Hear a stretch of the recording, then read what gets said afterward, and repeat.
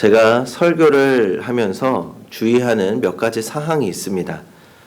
첫 번째는 가능한 했던 이야기를 반복하지 않고 싶어 합니다. 예전에 했던 이야기도 반복해야 하고 싶지도 않고 설교 안에서도 똑같은 이야기를 여러 번 하는 것을 그렇게 좋아하지 않습니다. 또 두 번째는 이 성도님들이 지루해지기 전에 최대한 빨리 끝내자라는 겁니다. 이 성도님들은 길게 느끼실지 모르겠지만 저는 나름대로 이 설교를 짧게 하는 편이라고 생각합니다.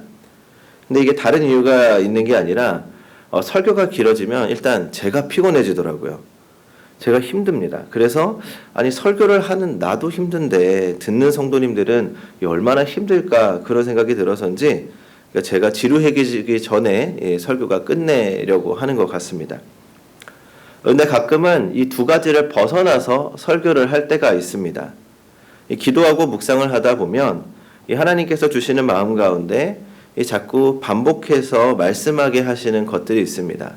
그날의 주제에 대해서도 여러 번 반복하게 하신다든지 아니면 예전에 했던 이야기를 또 반복해서 하게 하신다든지 그리고 또 말씀을 준비하다 보면 의도하지 않게 길어지는 경우가 있습니다. 그러니까 줄이고 싶은데 도저히 줄여지지가 않는 겁니다. 그때는 길지만 하나님이 주신 말씀이라고 생각하고 전하곤 합니다. 오늘도 제가 주의하던 두 가지 중에 한 가지가 벗어난 설교입니다. 첫 번째일까요? 두 번째일까요? 네. 지금 속으로 제발 두 번째는 아니어라. 길지만 않았으면 좋겠다. 그런 생각을 하는 분들이 계실지 모르겠습니다. 다행히도 첫 번째입니다. 제가 수련회를 앞두고 긴장도 많이 하고 기대도 많이 하고 있습니다. 이번 수련회 준비를 많이 하고 있는데 우리 성도님들 많이 참여하셔서 은혜 받으시면 좋겠다. 그런 마음도 굉장히 많은데 또 어떤 말씀을 전해야 할까 고민하다가 오늘의 말씀이 생각이 났습니다. 오늘 우리가 함께 본 말씀은 주님이 사랑하시는 교회 에베소를 향한 말씀입니다. 오늘 말씀은 저를 향한 말씀이면서 오늘을 사는 우리 모든 그리스도인들을 향한 말씀입니다. 요한계시록에는 7개의 소아시아 교회에 대한 칭찬과 책망에 대한 이야기가 담겨져 있습니다. 그 중에서 오늘 에베소 교회는 7교회 중에 가장 먼저 등장하는 교회로 칭찬과 책망을 동시에 받은 교회죠. 오늘 말씀을 이해하기 위해서는 이제 먼저 에베소와 에베소 교회에 대해서 알아야 합니다. 이 에베소는 항구 도시였는데 2000년 전에는 굉장히 번성했습니다. 당시 그리스와 터키, 중동으로 가는 모든 물자들이 이 에베소 항에서 내려서 가야 했기 때문입니다. 그러니까 우리나라로 치면 인천 같은 곳인 거죠. 그래서 경제, 문화, 문명이 모두 발달했던 곳입니다. 이 덕분에 사치와 허영, 부정부패도 극치를 이루었습니다. 그래서 이 에베소의 별명이 아시아의 관문, 세계의 허영 시장이었습니다. 근데 이 에베소를 더 유명하게 한 건 무엇이었는가 하면 온갖 신전들의 집결소였다는 겁니다. 이 역사 기록에 보면 이 6개의 종족이 모여 살았다고 하는데 그래서인지 다양한 인종들이 모여서 이 다양한 종교와 문물과 향락이 넘치는 곳이었습니다.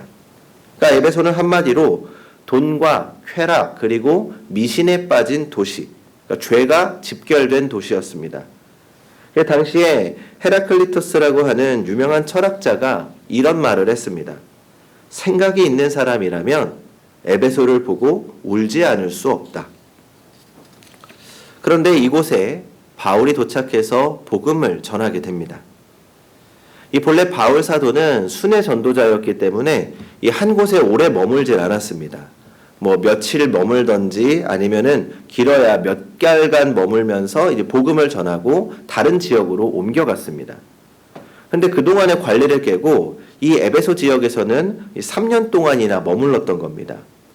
물론 에베소를 사랑하는 마음도 있었겠지만 그렇게 죄가 만연한 도시에서 이 복음을 지켜내기 위해서는 아마도 더 많은 훈련과 굳은 마음이 필요했던 것 아닌가라는 생각이 듭니다.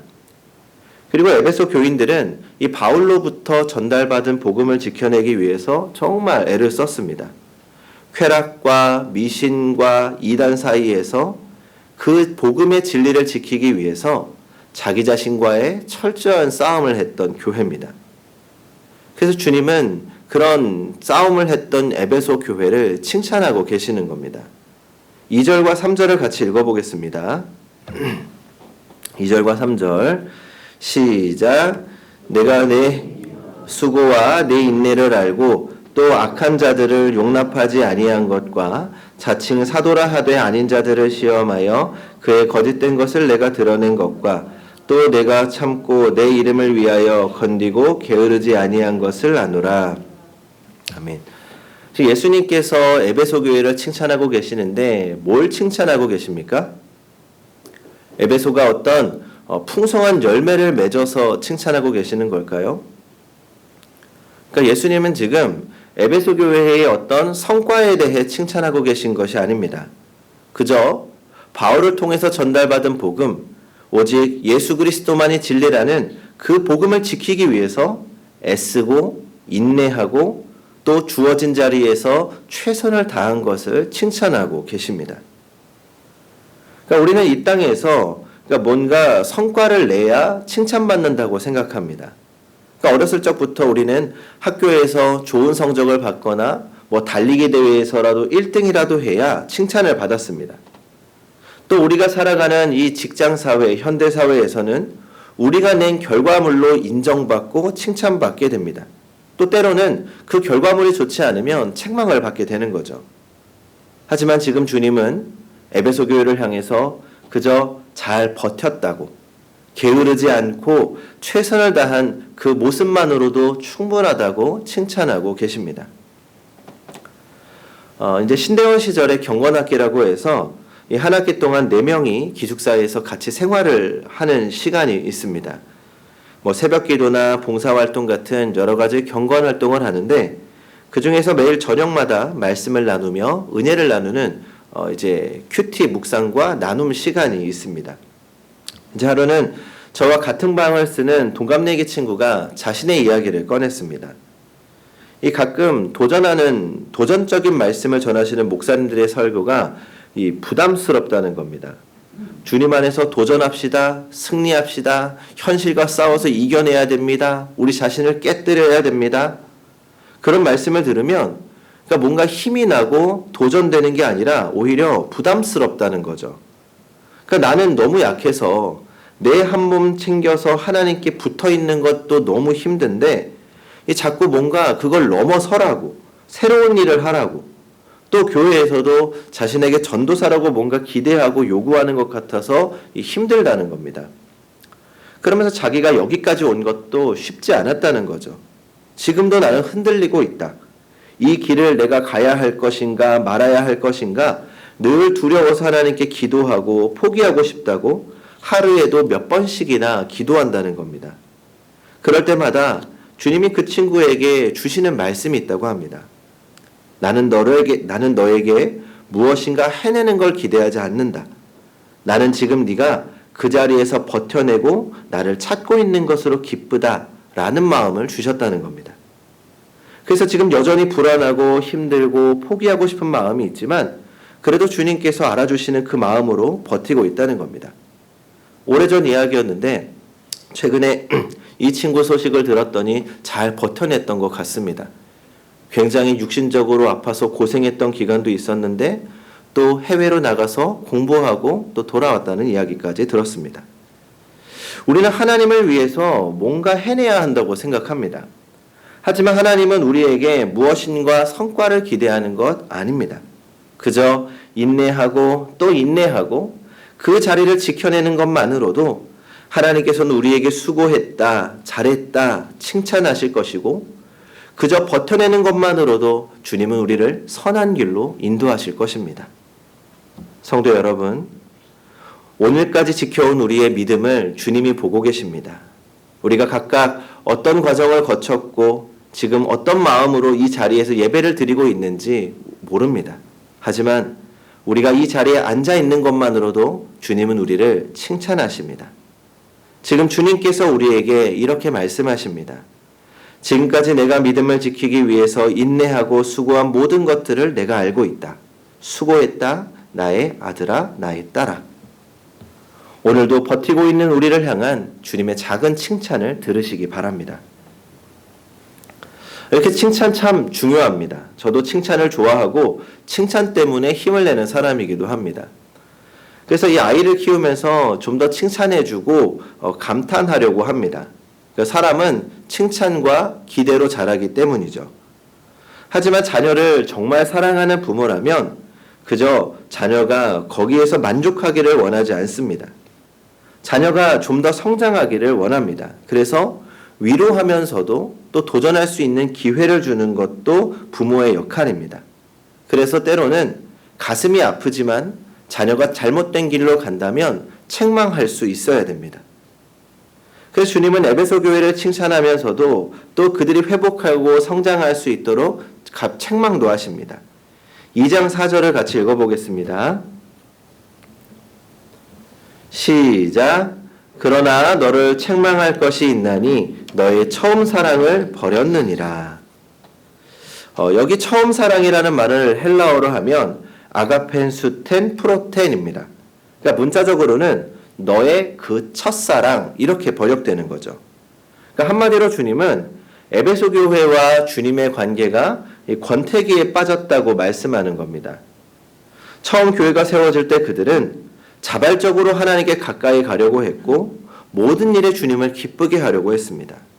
항상 신선하고 반짝이는 열정을 가지고 있었고 기쁨으로 모든 헌신에 마음이 담겨져 있었습니다.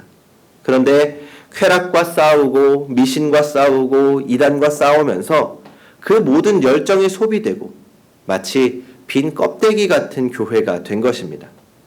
그런 교회를 향해서 주님은 첫사랑을 잃어버렸다라고 말씀합니다. 성경은 주님과 우리의 관계를 연인 관계 혹은 부부 관계로 많이 묘사합니다.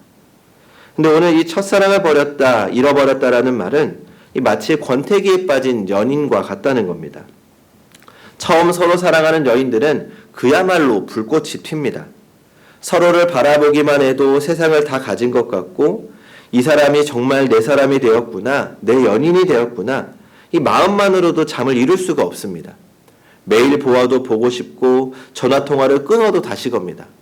그래서 바래다 주러 이 사람 집에 갔다가 아니다, 내가 바래다 줄게 또 다시 그 집에 갔다가 그런 일이 벌어지기도 합니다. 그런데 시간이 지나면서 점점 사랑을 잃어버립니다. 설레임은 사라지고 익숙해지고 소중함을 잃어버립니다. 부부가 되어서 시간이 지나면 서로에 대한 의무와 책임은 다하지만 사랑 없는 다른 사람이 볼 때는 부부이지만 정신적으로는 이혼한 상태로 살아가는 사람들이 많다고 합니다. 그런데 첫사랑을 잃어버리면 우리와 주님의 관계도 그렇게 변할 수 있다는 겁니다. 우리가 처음 주님의 사랑을 경험하고 우리가 주님을 사랑하게 되었을 때를 기억해 보시기 바랍니다. 말씀을 듣고 주님의 일을 하는 것만으로도 감사하고 행복했던 순간이 있습니다. 그런데 어느 순간 우리 마음에 주님을 향한 사랑이 식어지고 형태만 남아있는 신앙으로 그저 그런 무미건조하고 미지근한 신앙으로 변해가는 겁니다. 오늘 주님은 그 관계를 다시 회복해야 한다고 말씀하십니다. 그때 뜨거웠던 사랑, 함께하는 것만으로도 만족하고 세상 그 어느 것보다도 너 하나로 만족했던 그때, 그 첫사랑을 회복해야 한다고 말씀하는 겁니다. 어쩌면 이 말씀이 저에게는 이렇게 들리기도 합니다. 나는 너를 여전히 그때처럼 뜨겁게 사랑하는데 너는 나에 대한 사랑이 미지근해졌구나. 주님은 우리와의 관계를 회복하길 원하십니다. 그러면 우리 잃어버린 첫사랑 어떻게 회복할 수 있을까요? 5절을 같이 읽어보겠습니다.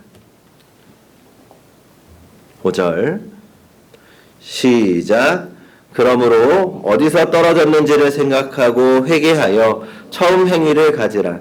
만일 그리하지 아니하고 회개하지 아니하면 내가 내게 가서 그 촛대를 그 자리에서 옮기리라. 주님은 우리의 잃어버린 첫사랑을 어떻게 회복해야 하는지 세 단계로 구체적으로 말씀하십니다. 첫 번째는 끊임없이 마지막까지 생각해야 합니다. 5절의 앞부분을 보면 그러므로 어디서 떨어졌는지를 생각하고 라고 말합니다. 여기서 생각하라는 원어는 생각하라는 말은 원어로 문에모뉴에라고 하는데 현재 명령형입니다. 그러니까 마음에 간직하다, 기억하다라는 의미죠. 그러니까 일시적으로 한번 생각하고 그치는 것이 아니라 계속해서 생각하고 되새기라는 겁니다. 그러니까 우리는 하나님의 사랑에 멀어져 있는 자신의 상태를 겸허하게 인정하고 내가 지금 어디에 있는지, 주님과 얼마나 멀어져 있는지, 내 신앙이 얼마나 미지근해져 있는지, 과거와 어떻게 다른지, 뭐가 문제고 어디서부터 잘못됐는지, 왜 내 사랑이 식어졌는지, 그리고 나의 처음 사랑은 어땠었는지를 자꾸 생각하라는 겁니다.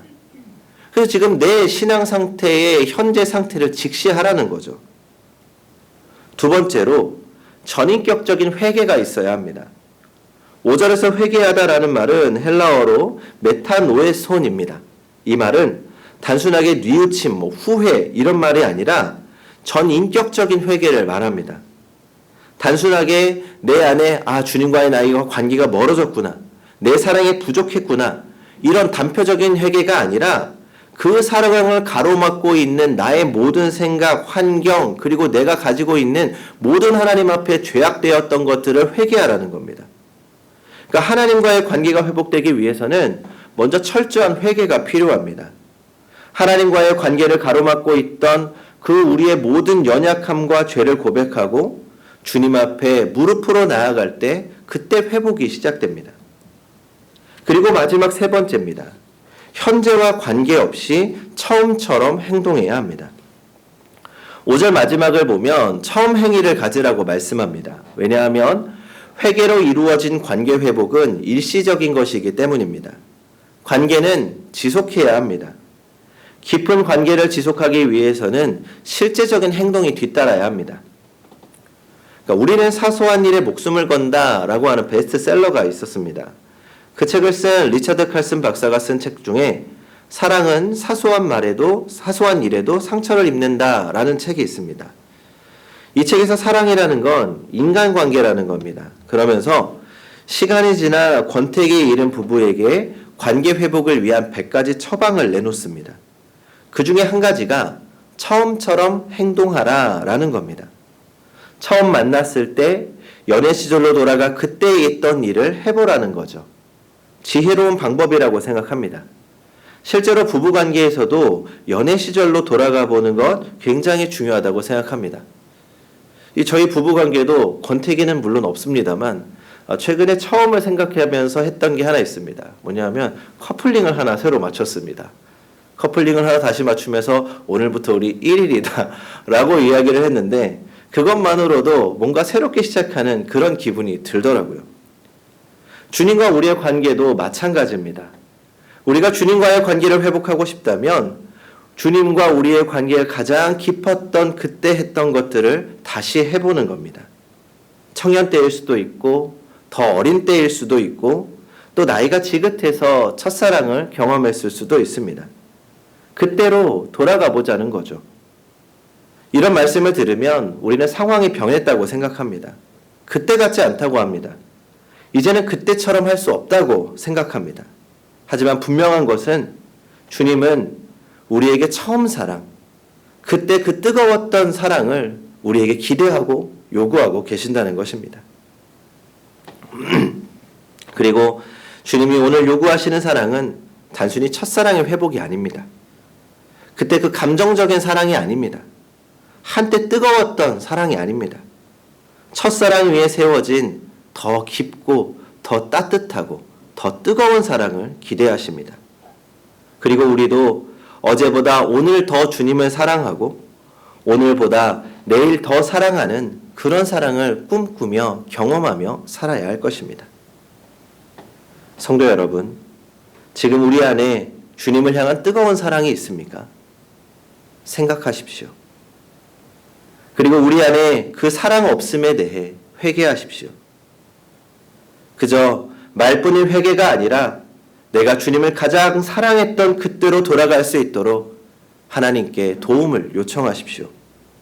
하나님은 자기를 의지하는 자를 기뻐하시고 모든 짐을 대신 져주시며 모든 필요한 것들을 때에 맞춰 응답해 주기를 준비하고 계신 자상한 우리의 아버지십니다.